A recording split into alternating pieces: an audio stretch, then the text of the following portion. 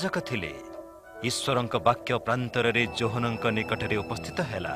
से जर्दन पार्श्ववर्ती अंचल को जाई पाप क्षमा निमंते मन परिवर्तन बप्तिस्मा विषय प्रचार करने को लगिले। निज पापरु मन फेराओ, बप्तिस्मा नियो, ईश्वर तुमर पाप क्षमा करिवे।